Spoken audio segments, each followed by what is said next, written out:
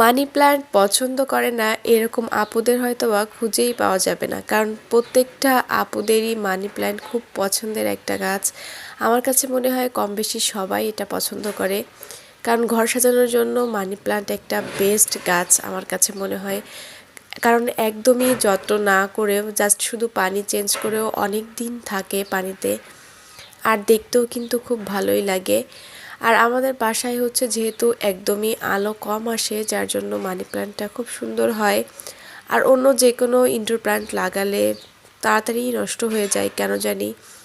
যতই আমি পানি চেঞ্জ করে দিই না কেন তারপরও খুব বেশি দিন থাকে না, কিন্তু মানি প্ল্যান্টটা আমার অনেক দিনই থাকে।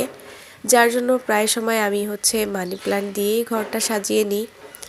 আর এই যে দেখতে পাচ্ছেন মানি প্ল্যান্টগুলো, এগুলো হচ্ছে আমি আমার গ্রামের বাড়ি থেকে নিয়ে এসেছি।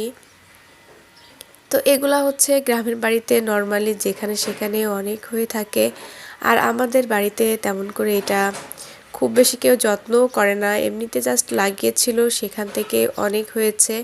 আর আমি বাড়ি থেকে আসলে প্রায় সময় মানি প্ল্যান্ট, তারপর হচ্ছে সিঙ্গোনিয়াম এগুলাই নিয়ে আসি। আর এই গাছগুলো আনার পরে আমি খুব বেশি অসুস্থ ছিলাম, যার জন্য আর লাগানো হয়নি। আর সেভাবেই করে আমি পানি দিয়ে জাস্ট রেখে দিয়েছিলাম। তো এখন ভাবলাম যে গাছগুলো না লাগালে হয়তো বা নষ্ট হয়ে যাবে, যার জন্য একটু কেটে নিচ্ছিলাম। আর এই যে পাতাগুলো হচ্ছে আমি ছোটো ছোটো করে কেটে নিয়েছি, এটা হচ্ছে জাস্ট একটু বেঁধে যাতে করে ছড়িয়ে না যায়।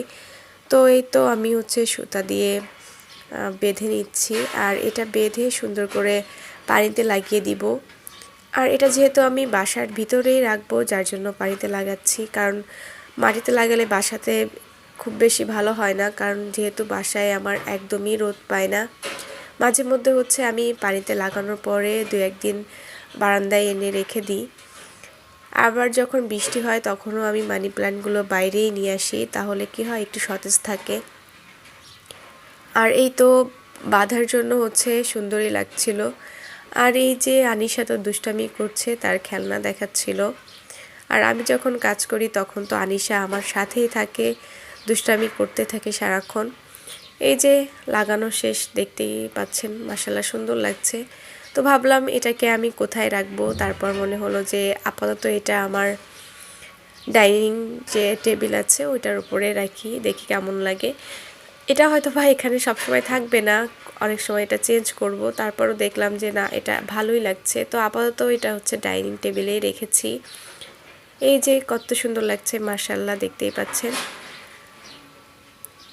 তো আজকের মতো ভিডিওটা এখানে শেষ করছি। সবাই ভালো থাকবেন।